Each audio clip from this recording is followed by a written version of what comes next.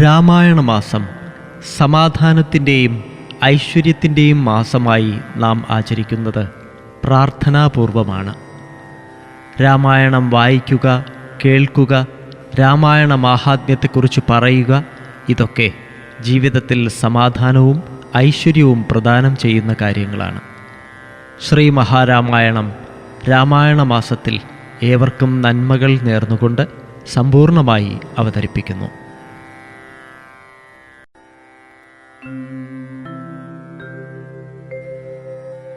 ഓം gum ഗണപതയേ നമഃ. ഓം gum ഗണപതയേ നമഃ. ഓം gum ഗണപതയേ നമഃ. ഓം ഗം ഗണപതയേ നമഃ.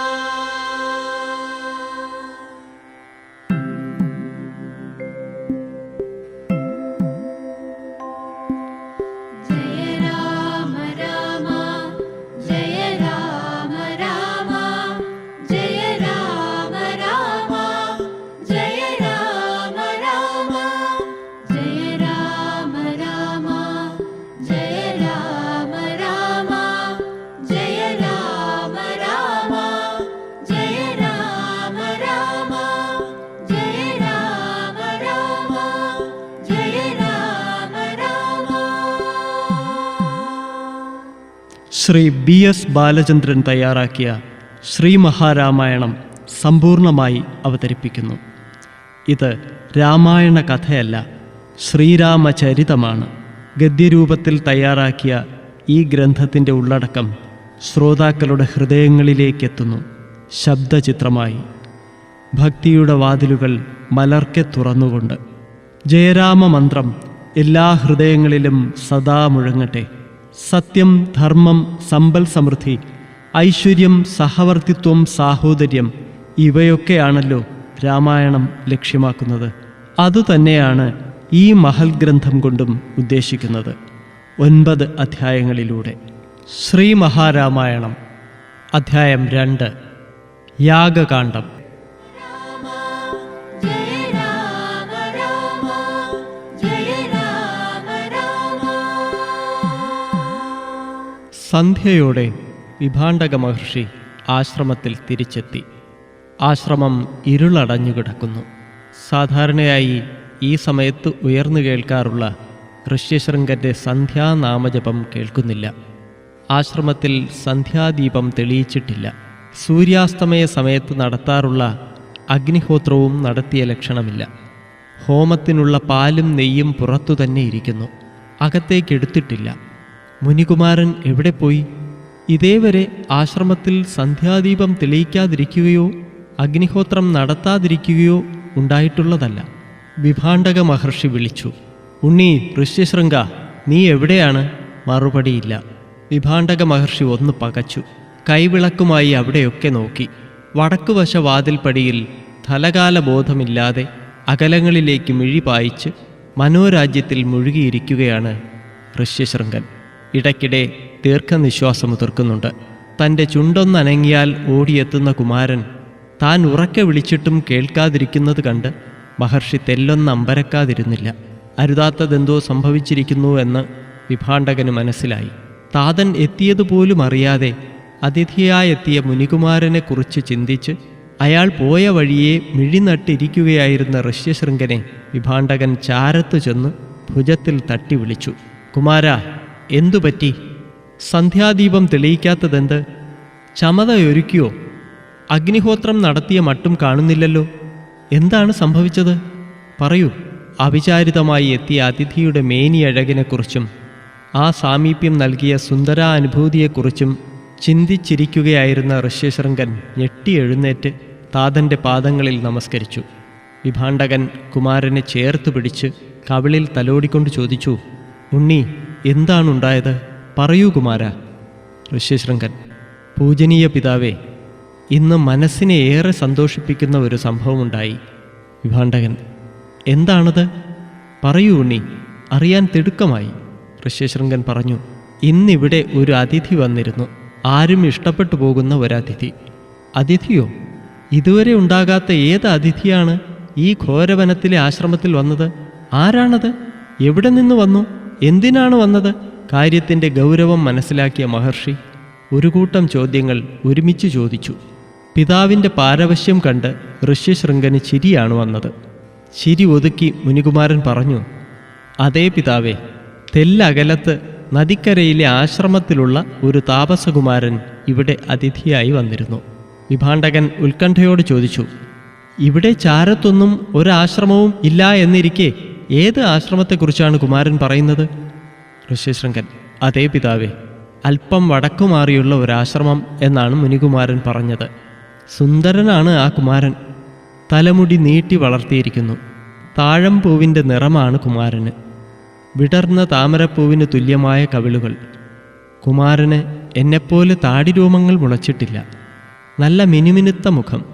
വലതു നാസികാദ്വാരത്തിന് തെല്ലു താഴെയായി മേൽചുണ്ടിനു മുകളിൽ ഒരു കറുത്ത മറുകുണ്ട്. കരിങ്കൂവള പൂവുകളെ തോൽപ്പിക്കുന്ന മിഴീണകൾ. മിനുത്തു വീതിയുള്ള നെറ്റിത്തടം. നെറ്റിയിൽ വൃത്താകൃതിയിലുള്ള വലിയ ചുവന്ന പൊട്ടും അതിൻ്റെ 4 വശങ്ങളിലുമായി കറുത്ത പുള്ളികളും.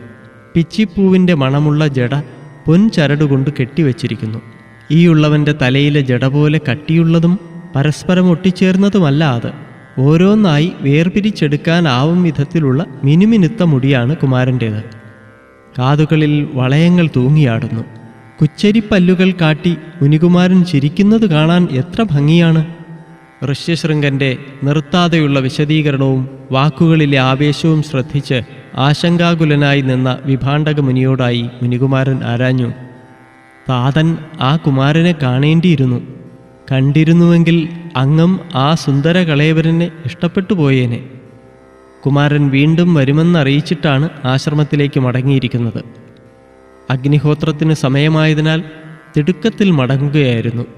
ശരീരഭാഗങ്ങൾ തുള്ളിത്തുളുമ്പിച്ചുകൊണ്ടുള്ള ആ താപസകുമാരൻ്റെ നടപ്പു തന്നെ എത്ര മനോഹരമാണ്! എന്തോ ഓർക്കുന്ന മട്ടിൽ നിമിഷങ്ങളുടെ മൗനത്തിനു ശേഷം ഋഷ്യശൃംഗൻ തുടർന്നു, വന്ധ്യപിതാവേ, എൻ്റെ മുന്നിൽ കുമാരൻ നൃത്തം ചവിട്ടുകയുണ്ടായി. അത് കണ്ട് ഞാൻ എല്ലാം മറന്ന് ആസ്വദിച്ചിരുന്നു പോയി. കുമാരന് പൂങ്കുയിലിൻ്റെ ശബ്ദമാണ്. പിതാവേ, ഈയുള്ളവൻ ആ മുനികുമാരനെ വല്ലാതെ ഇഷ്ടപ്പെട്ടിരിക്കുന്നു. കുമാരൻ മടങ്ങിയപ്പോൾ വളരെ വിലപ്പെട്ടതെന്തോ നഷ്ടപ്പെട്ട പ്രതീതിയാണ്. ഈയുള്ളവൻ ആ കുമാരൻ്റെ സാമീപ്യം കൊതിക്കുന്നു പിതാവേ. നദിക്കരയിലെ ആശ്രമത്തിൽ ആ താപസകുമാരനൊപ്പം പോയിരുന്ന് ഈ കുമാരനും തപസ് ചെയ്തോട്ടെ. ആ മുനികുമാരൻ എൻ്റെ മുഖം പിടിച്ച് അദ്ദേഹത്തിൻ്റെ കവിൾത്തടത്തോട് ചേർത്ത് വെച്ച് ഉരസിയപ്പോൾ ഇതുവരെ അനുഭവിച്ചിട്ടില്ലാത്ത സുഖമാണ് തോന്നിയത്. എന്തെന്നറിയില്ല, വീണ്ടും അതേപോലെ വേണമെന്ന തോന്നൽ. ഈയുള്ളവനെ അതിഥിയായി വന്ന മുനികുമാരനടുത്തേക്ക് പോകാൻ അനുവദിച്ചാലും. ഋഷ്യശൃംഗൻ്റെ കളങ്കലേശമില്ലാത്ത വിശദീകരണം കേട്ടതോടെ വിഭാണ്ഡകമുനിക്ക് കാര്യങ്ങൾ ഏറെക്കുറെ മനസ്സിലായി. സുന്ദരിയായ ഏതോ ഒരു യുവതി തൻ്റെ പുത്രനെ സമീപിച്ചിരിക്കുന്നു. സ്ത്രീകളെ കണ്ടിട്ടില്ലാത്ത കുമാരന് യാഥാർത്ഥ്യം മനസ്സിലായിട്ടില്ല. അതേസമയം ഇരുവരും അടുത്ത് ഇടപഴകിയിരിക്കുന്നു. യുവതി മുനികുമാരനെ തന്നിലേക്ക് മനഃപൂർവ്വം ആകർഷിക്കുകയായിരുന്നു എന്ന് വേണം കരുതാൻ. ഇതിനു പിന്നിൽ സദുദ്ദേശ്യമല്ല ഉള്ളതെന്ന് വ്യക്തം. അതിനാൽ ശ്രദ്ധിക്കേണ്ടിയിരിക്കുന്നു. ഇപ്രകാരം ചിന്തിച്ചുകൊണ്ട് അദ്ദേഹം പറഞ്ഞു, ഉണ്ണി, ഇവിടെ വന്ന അതിഥി ഒരു മുനികുമാരനല്ല, മറിച്ച് ഏതോ ഒരു രക്ഷസാണ്. കാട്ടിൽ തപസ്സനുഷ്ഠിക്കുന്നവരുടെ തപസ്സിനു ഭംഗം വരുത്താനായി നടക്കുന്ന പരീക്ഷകളിൽ ഒന്നായിരിക്കും അത്. കുമാരൻ ഇന്നു കണ്ട രക്ഷസുമായി ഇനി ഒരിക്കലും അടുക്കരുത്. വീണ്ടും ആശ്രമത്തിൽ വരുന്ന പക്ഷം ആട്ടിയോടിക്കണം. മനസ്സിലെ അനാവശ്യ ചിന്തകളെല്ലാം തൂത്തെറിഞ്ഞ് അകം പരിശുദ്ധമാക്കൂ. കുമാര, പൂജാതി കാര്യങ്ങളിൽ മാത്രം ശ്രദ്ധിച്ച് തപസ്സനുഷ്ഠിക്കൂ. ഇതു പറഞ്ഞ് മഹർഷി പുറത്തേക്കിറങ്ങി. തൻ്റെ ആശ്രമത്തിലെത്തിയ യുവതിയെ തേടിയായിരുന്നു അദ്ദേഹം പോയത്. 3 ദിവസം അലഞ്ഞിട്ടും ആരെയും കാണാനാവാതെ അദ്ദേഹം ആശ്രമത്തിലേക്ക് മടങ്ങി. വിഭാണ്ഡകൻ പുത്രനെ ശ്രദ്ധിച്ചു. ആശ്രമകാര്യങ്ങളൊക്കെ മുറപോലെ നടക്കുന്നുണ്ടെങ്കിലും മുനികുമാരൻ ആളാകെ മാറിയിരിക്കുന്നു. ആകെ ഒരു മൗനം. കുമാരൻ്റെ മുഖത്തെ അസ്വസ്ഥതാഭാവവും വഴിയിലേക്ക് മിഴിനട്ടുള്ള ഇരിപ്പുമെല്ലാം ആശ്രമത്തിൽ വന്ന സ്ത്രീയെ ചുറ്റിപ്പറ്റിയുള്ളതാണെന്ന് അദ്ദേഹം മനസ്സിലാക്കി.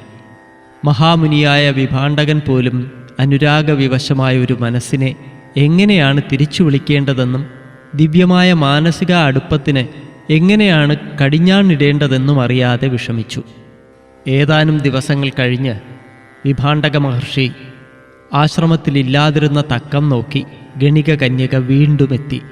അകലെ കണ്ടപ്പോൾ തന്നെ ഋഷ്യശൃംഗൻ അവരുടെ അടുത്തേക്ക് ഓടിയണഞ്ഞു. വരാൻ വൈകിയതിൽ പരിഭവം പ്രകടിപ്പിച്ചു. ഒരു നാൾ പോലും തമ്മിൽ കാണാതിരിക്കാൻ തനിക്കാവുന്നില്ല എന്ന കാര്യവും ഋഷ്യശൃംഗൻ തുറന്നു പറഞ്ഞു. ഇതുതന്നെ അവസരമെന്ന് കണ്ട ഗണിക കന്യക അവസരത്തിനൊത്തു ഉയർന്നു പ്രവർത്തിക്കണമെന്ന തൻ്റെ മാതാവിൻ്റെ നിർദ്ദേശം ഓർത്തു. അവൾ മുനികുമാരനെ മാറോടണച്ച് കവിൾത്തടങ്ങളിൽ അധരദ്വയങ്ങൾ അമർത്തി പറഞ്ഞു, കുമാര, എനിക്ക് നിത്യവും ഇവിടെ എത്താൻ കഴിഞ്ഞെന്നു വരില്ല. പക്ഷേ എനിക്കും കുമാരനെ കാണാതെ ഒരു നാൾ പോലും കഴിയാൻ വയ്യ എന്നതാണ് സ്ഥിതി. ഋഷ്യശൃംഗൻ പറഞ്ഞു, താപസകുമാര, എന്നെ അങ്ങേ ഇത്രയേറെ സ്നേഹിക്കുന്നു എന്നറിയുമ്പോൾ അടക്കാനാവാത്ത സന്തോഷമാണ് തോന്നുന്നത്. ഇനി നമുക്ക് എന്നും ഇങ്ങനെ സന്ധിക്കണം. ഋഷ്യശൃംഗനെ ഒന്നുകൂടി തൻ്റെ ശരീരത്തിലേക്ക് ചേർത്തമർത്തിക്കൊണ്ട് ഗണിക കന്യക പറഞ്ഞു, ഞാനും അതാഗ്രഹിക്കുന്നു കുമാര. പക്ഷേ അത് സാധ്യതാപ്രായമാവുമെന്ന് തോന്നുന്നില്ല. കാരണം എനിക്ക് ആശ്രമത്തിൽ പിടിപ്പതു പണിയുള്ളതാണ്. ദിവസേന ഇവിടെ വന്നു പോകാൻ തരം കിട്ടിയെന്നു വരില്ല. അതിലുപരി അങ്ങയുടെ താതൻ വിഭാണ്ഡക മഹർഷിക്ക് അത് തീരെ ഇഷ്ടമാവുകയുമില്ല. മാത്രമല്ല അദ്ദേഹം അതിന് അനുവദിക്കുമെന്നും തോന്നുന്നില്ല. ഋഷ്യശൃംഗൻ ഇങ്ങനെ പറഞ്ഞു, അത് വളരെ ശരിയാണ്. താതൻ അത് സമ്മതിക്കയില്ല എന്നു മാത്രമല്ല, നാം തമ്മിൽ സന്ധിക്കുന്നതിനെ അദ്ദേഹം തടയുകയും ചെയ്യും. പിന്നെ എന്താണൊരു പോംവഴി? അതിനു മറുപടിയായി ഗണിക കന്യക പറഞ്ഞു, ഇനി ഒരേ ഒരു മാർഗമേ ഞാൻ കാണുന്നുള്ളൂ കുമാര. നമുക്ക് എൻ്റെ ആശ്രമത്തിലേക്ക് പോകാം. അവിടെ ഇതേപോലെ തമ്മിൽ ഒരുമ്മിയിരിക്കുകയും ഉറങ്ങുകയും ചെയ്യാം.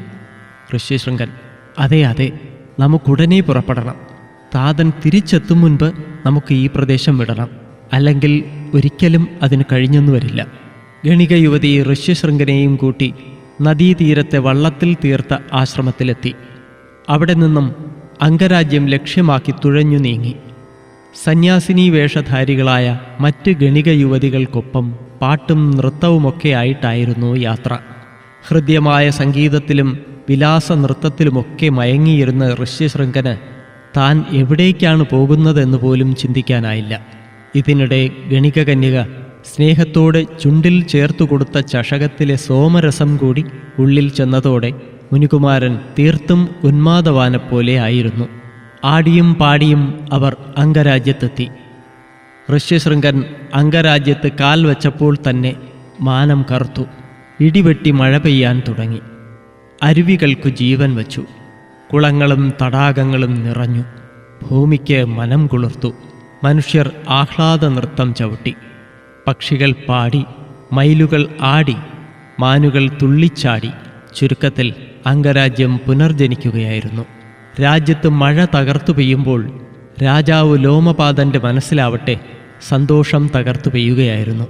രാജ്യത്തെ ജലാശയങ്ങൾ ജലസമൃദ്ധമാകവേ അദ്ദേഹത്തിൻ്റെ മനം ആഹ്ലാദസമൃദ്ധമാവുകയായിരുന്നു.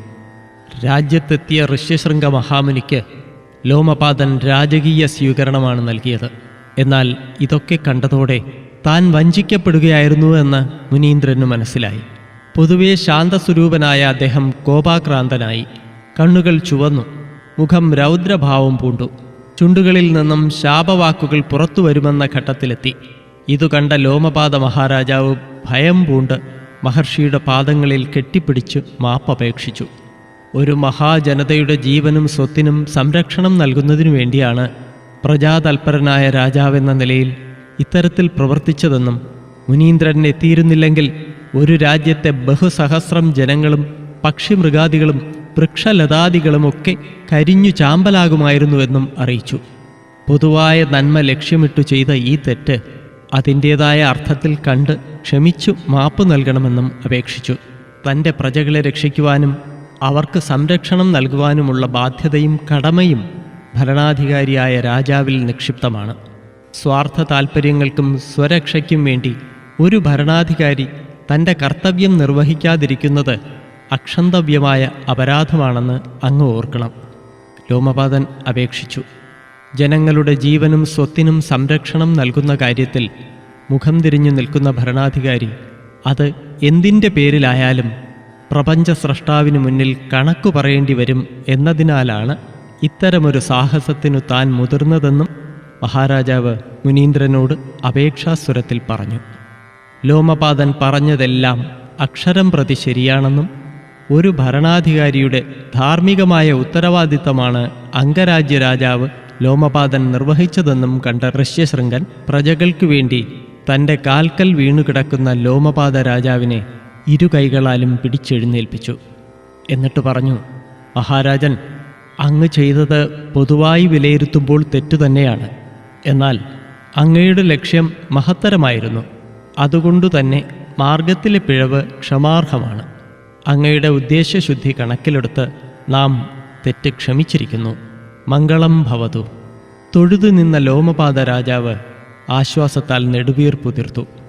തികഞ്ഞ ഭക്തിയോടെയും ആദരവോടെയും ലോമപാദൻ നൽകിയ സ്വീകരണത്തിലും ഉപചാരത്തിലും മുനീന്ദ്രൻ്റെ മനം കുളിർത്തു. കുറച്ചുനാൾ അവിടെ തങ്ങണമെന്ന മഹാരാജാവിൻ്റെ അഭ്യർത്ഥനയും ഋഷ്യശൃംഗൻ തള്ളിക്കളഞ്ഞില്ല. ദശരഥ മഹാരാജാവ് ലോമപാദന് വളർത്തുപുത്രിയായി നൽകിയ ശാന്ത വളർന്ന് അതീവ സുന്ദരിയായ യുവതിയായി മാറിയിരുന്നു.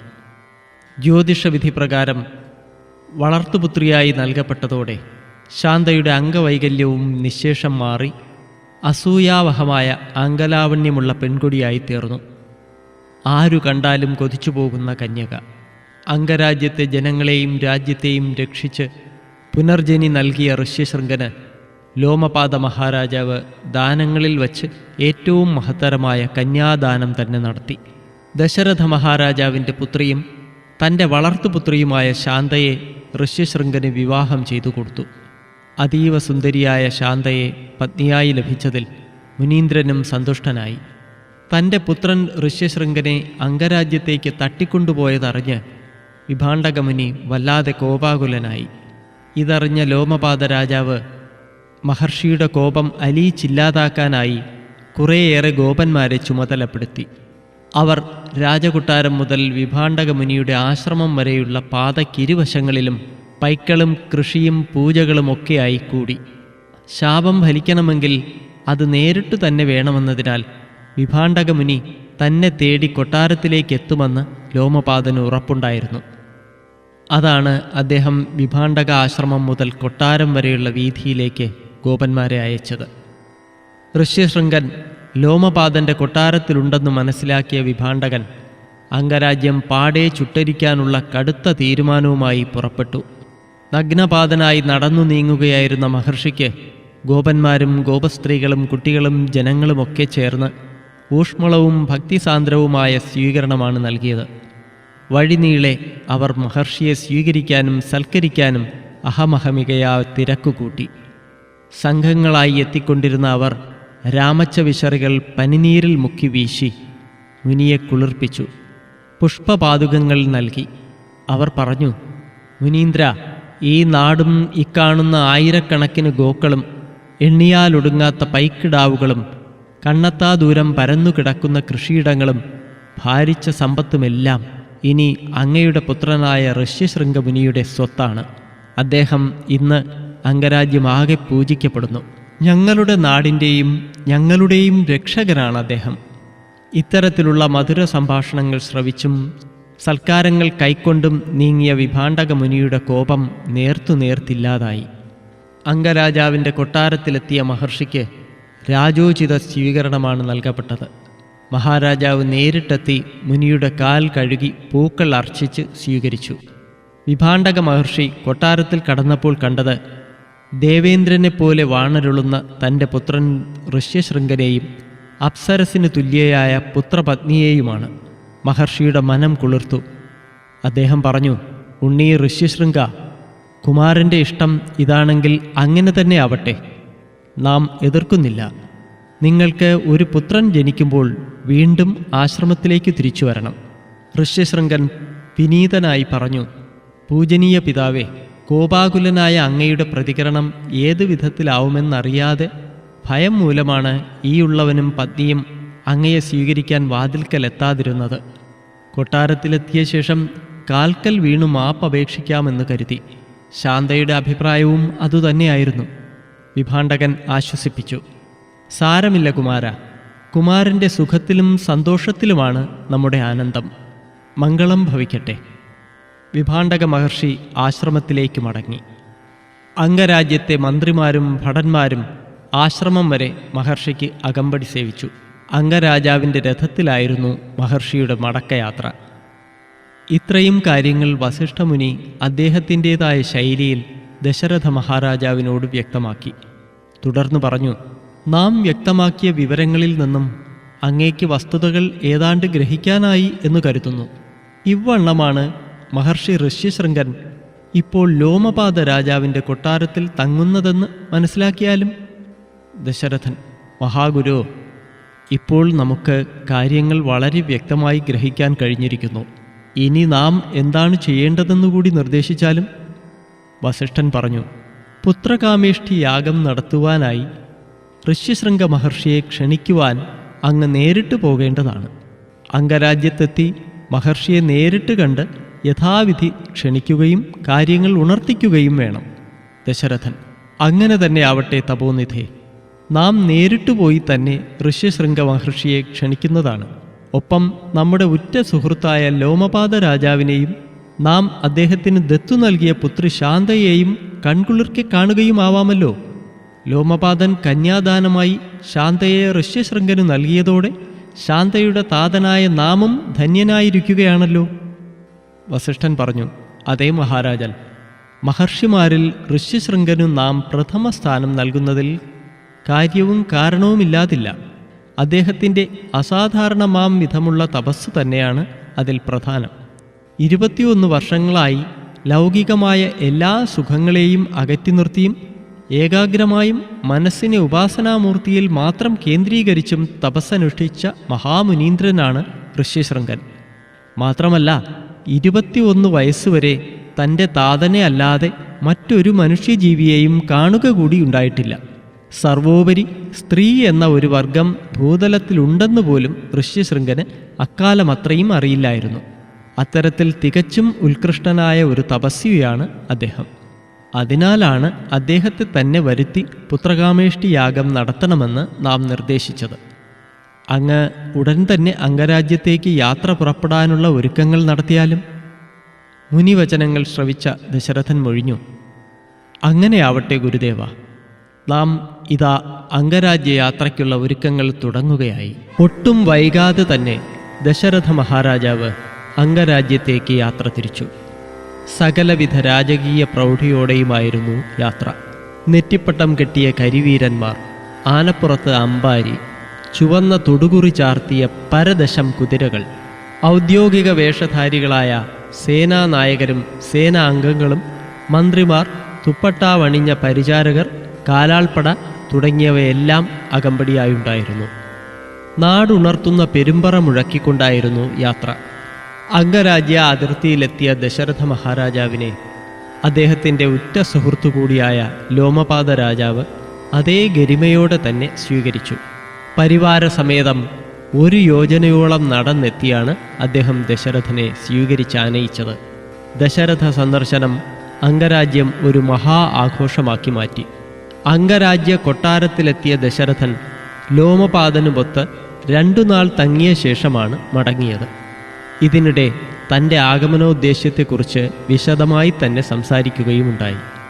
ലോമപാത രാജാവും ദശരഥ മഹാരാജാവും ഒരുമിച്ചാണ് ഋഷ്യശൃംഗ മഹാമുനിയെ കണ്ട് കാര്യങ്ങൾ ഉണർത്തിച്ചത്. തൻ്റെ പ്രിയ പത്നിയുടെ അച്ഛനും വളർത്തച്ഛനും ചേർന്നു നടത്തിയ അഭ്യർത്ഥന എന്നതിലുപരി ദശരഥ കൗസല്യ ദമ്പതികൾക്കു ജനിക്കാൻ പോകുന്ന പുത്രൻ വിഷ്ണുദേവൻ്റെ അവതാരമായിരിക്കും എന്നുകൂടി ദിവ്യദൃഷ്ടിയിൽ കണ്ടതോടെ യാഗ ആചാര്യനാവാൻ തനിക്കു പൂർണ്ണ സമ്മതമാണെന്ന് ഋഷ്യശൃംഗൻ അറിയിച്ചു.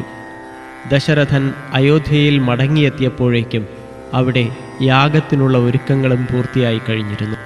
യാഗത്തിനായി ഋഷ്യശൃംഗ മുനി എത്താമെന്ന് സമ്മതിച്ചത് ഇഹലോകത്തു മാത്രമല്ല പരലോകത്തും ആഹ്ലാദത്തിൻ്റെ അലമാലകൾ ഉയർത്തി.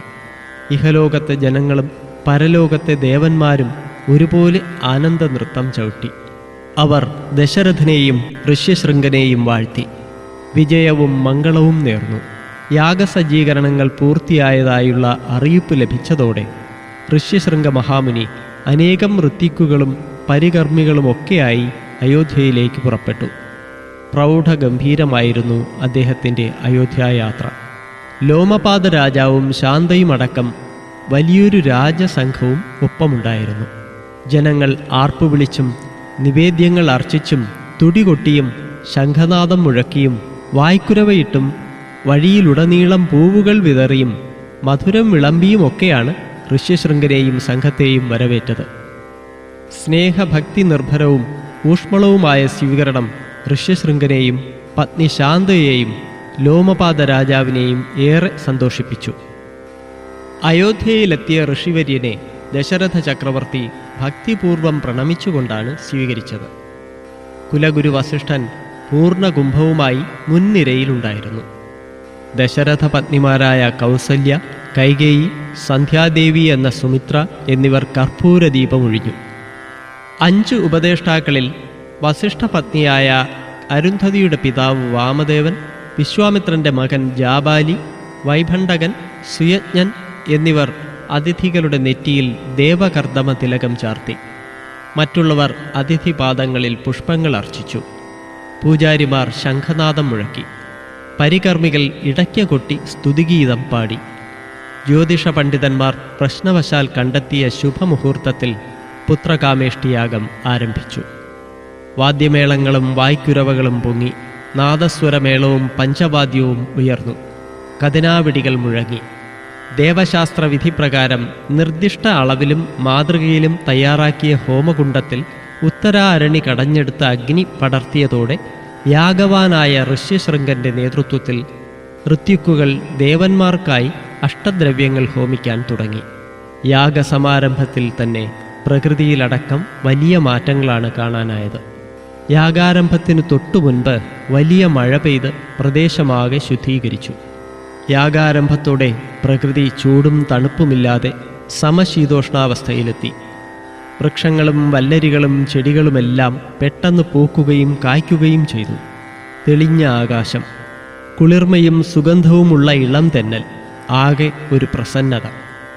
യാഗവാനായ ഋഷ്യശൃംഗൻ ചൊല്ലിക്കൊടുക്കുന്ന പുത്രകാമേഷ്ടി മൂലമന്ത്രം രാപ്പകൽ ഭേദമന്യേ അന്തരീക്ഷത്തിൽ മുഴങ്ങി നിന്നു. ഓം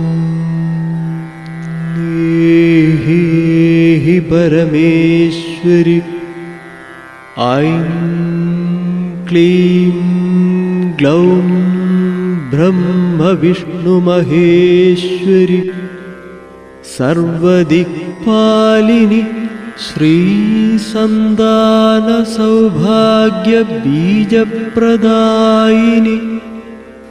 ശ്രീ അമൃത സ്ത്രീ പുരുഷവശ്യ ബാണമാതൃത്രിപുരഭുവനേശ്വരി ദമ്പതിവശേ ബീജം വർദ്ധയ ശക്തിം പ്രാപയ പ്രാപയ സന്താനം വർദ്ധയ വർദ്ധയ സർവസൗഭാഗ്യ ത്രിലോക ആകർഷണം കുരു കുരു. ഓം ഐം ക്ലീം ഗ്ലൗം സ്വാഹ. അവിടെ ഒരു ദിവ്യാന്തരീക്ഷം രൂപപ്പെട്ടു. ഋഷ്യശൃംഗൻ ചൊല്ലിക്കൊടുത്ത മന്ത്രം ഋത്വിക്കുകളും സന്യാസി ശ്രേഷ്ഠരും പൂജാരിമാരും ബ്രാഹ്മണരുമടക്കം സഹസ്രങ്ങൾ ഏറ്റുചൊല്ലി. 1 വർഷം നീണ്ടുനിന്ന യാഗകർമ്മങ്ങളോടൊപ്പം സഹസ്രകോടി അർച്ചനാമന്ത്രമാണ് ഉരവിടപ്പെട്ടത്. യാഗകാലമാകെ അയോധ്യയിൽ ഉത്സവാന്തരീക്ഷമായിരുന്നു നിലനിന്നിരുന്നത്. നാടുനീളെ പൂജകളും പ്രാർത്ഥനകളുമായിരുന്നു. എങ്ങും ഭക്തിമയം. ഏവരുടെയും ചുണ്ടുകളിൽ മന്ത്രങ്ങളും പ്രാർത്ഥനകളും മാത്രം.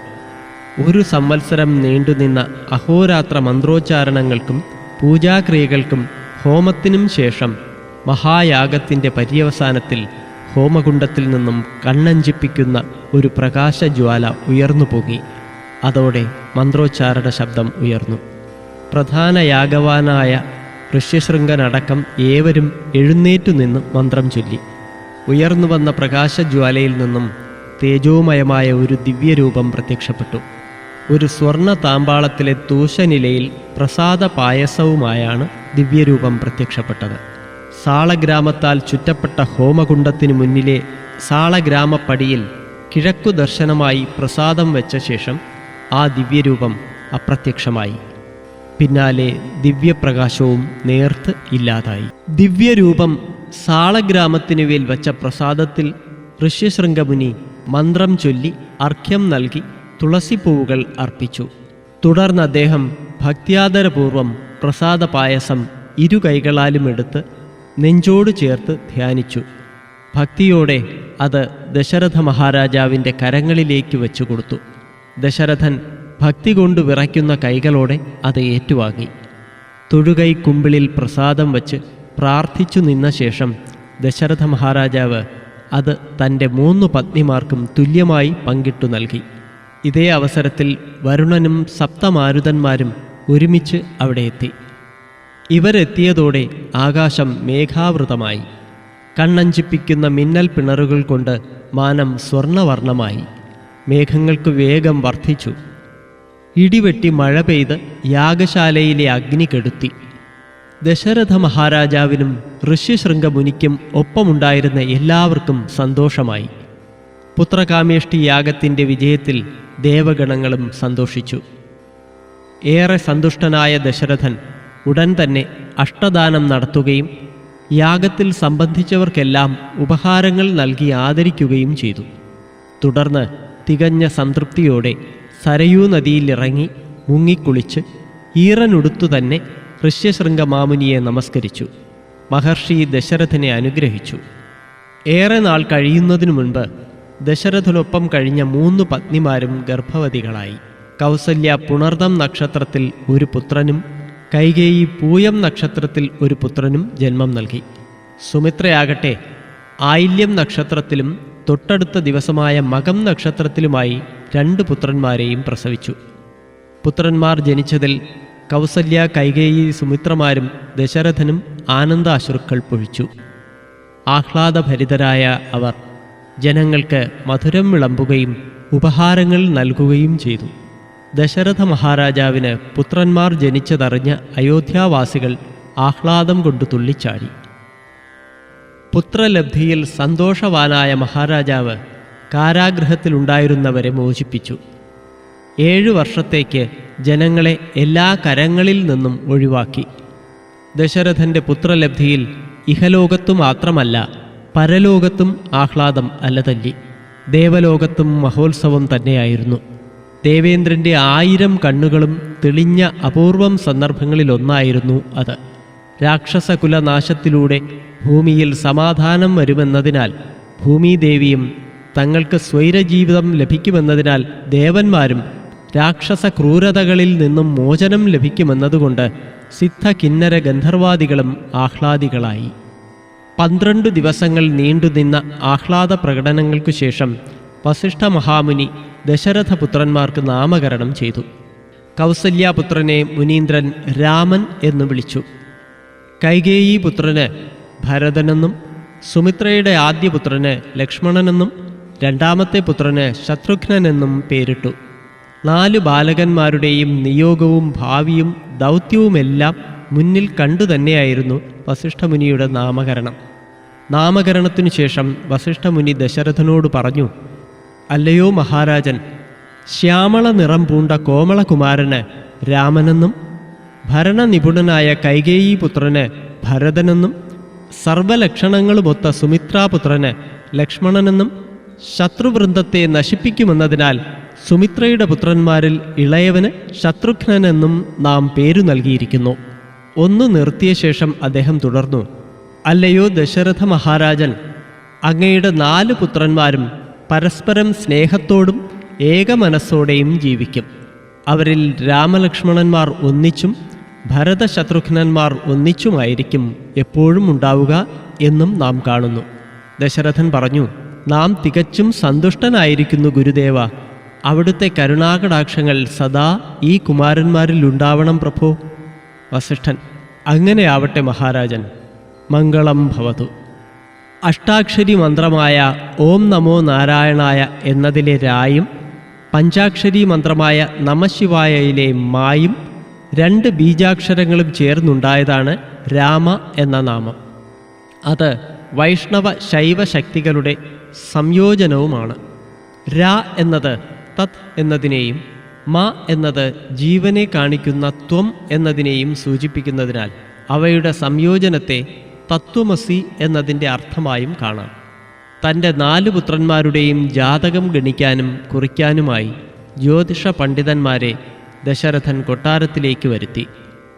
അതിപ്രഗത്ഭരായ അവർ വളരെ ശ്രദ്ധയോടെ ദശരഥപുത്രന്മാരുടെ ജാതകം ഗണിച്ചു. പുണർദം നക്ഷത്രത്തിൽ ശ്രീരാമൻ ജനിക്കുമ്പോൾ 5 ഗ്രഹങ്ങൾ ഉച്ചഭാവത്തിൽ നിൽക്കുകയായിരുന്നു. നവമി തിഥിയിൽ കർക്കിടക ലഗ്നത്തിലാണ് രാമജനനം. ശ്രീരാമൻ്റെ ജനന സമയത്ത് വ്യാഴവും ചന്ദ്രനും കർക്കിടകത്തിലാണ്. തുലാത്തിൽ ശനി, മകരത്തിൽ ചൊവ്വ, മീനത്തിൽ ശുക്രൻ. 7ാം ഭാവത്തിലാണ് ചൊവ്വ. പക്ഷേ അത് ചൊവ്വയുടെ ഉച്ചരാശിയായ മകരത്തിലാണ്. വ്യാഴചന്ദ്രന്മാർ ഒരുമിച്ചിരിക്കുന്നതിനാൽ ഗജകേസരി യോഗമാണ്. കൂടാതെ പഞ്ചമഹാപുരുഷയോഗവും ഭദ്രയോഗവും ഹംസയോഗവും പിന്നെ മാളവ്യയോഗം ശരഭയോഗം എന്നിവയും വ്യക്തം. അതായത് ജാതകകാരൻ ലോകനായകനാവും എന്നു ഫലം. ഒന്നു മയങ്ങിയ കൗസല്യ ഉണർന്നു നോക്കുമ്പോൾ ചാരത്താരുമില്ല. ദാസിമാർ തൻ്റെ നിദ്രയ്ക്ക് ഭംഗം വരാത്ത വിധം പുറത്തേക്ക് മാറിയിരിക്കുന്നു. ശയ്യയിൽ കിടന്നുകൊണ്ടുതന്നെ ദശരഥ പത്നി തിരിഞ്ഞ് തൻ്റെ കുഞ്ഞിനെ വാത്സല്യത്തോടെ നോക്കി. കൗസല്യ ഞെട്ടിപ്പോയി. ദിവ്യപ്രകാശം ചുരിയുന്ന നാരായണ രൂപത്തെയാണ് അവിടെ കാണാനായത്.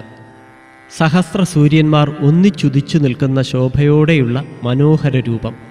കരങ്ങളിൽ ശംഖചക്രഗദാപത്മങ്ങൾ, മാറിൽ ശ്രീവത്സ കൗസ്തുഭങ്ങൾ, കാരുണ്യം സ്ഫുരിക്കുന്ന നയനങ്ങൾ, സുന്ദരമായ ചിഗുരഭാരം. ചന്ദ്രനെ വെല്ലുന്ന മുഖശോഭയോടെ വിഷ്ണുദേവൻ തൻ്റെ കുഞ്ഞിൻ്റെ രൂപം മാറി മുന്നിൽ നിൽക്കുന്നു. ഹംസതൂവൽ ശയ്യയിൽ നിന്നും കൗസല്യ ചാടി എഴുന്നേറ്റ് 2 കൈകളും കൂപ്പി നിന്നു. അത്ഭുതാതിരേകത്താലും ഭക്തിപാരവശ്യത്താലും അധരങ്ങൾ വിറകൊണ്ടു. മിഴിയിണയിലുതിർന്ന അശ്രുബിന്ദുക്കൾ കവിളുകളിൽ ചാലുകൾ സൃഷ്ടിച്ച് ധാരധാരയായി താഴേക്കൊഴുകി. ഭക്തിയുടെയും അത്ഭുതത്തിൻ്റെയും സായുജ്യത്തിൻ്റെയും സമ്മിശ്രഭാവങ്ങളോടെ തല കുമ്പിട്ടു വണങ്ങിക്കൊണ്ട് കൗസല്യ ആരാഞ്ഞു, അല്ലയോ വിഷ്ണുദേവ, പരമ്പൊരുളെ, ഈയുള്ളവൾ എന്താണീ കാണുന്നത്? സത്യമോ അതോ സ്വപ്നമോ? നമുക്ക് ഇത് വിശ്വസിക്കാനാവുന്നില്ല. അവിടുത്തെ തേജോമയ രൂപം നേരിട്ടു കാണാനായതിലൂടെ ഈയുള്ളവൾ ധന്യയായിരിക്കുന്നു. ശിരസ് കുമ്പിട്ട് കൈകൾ കൂപ്പി വണങ്ങിക്കൊണ്ട് കൗസല്യാദേവി തുടർന്നു, ഭഗവാനെ, നാരായണ, നിർജ്ജര നിഷേവിത, ബ്രഹ്മാണ്ട കടാഹങ്ങളും നിന്തിരുവടിയുടെ ജഠരത്തിലൊതുങ്ങിയിരിക്കെ ഭവാൻ ഈയുള്ളവളുടെ ജഠരത്തിൽ വന്ന് വസിക്കാനുള്ള കാരണമെന്താണോ പോറ്റി?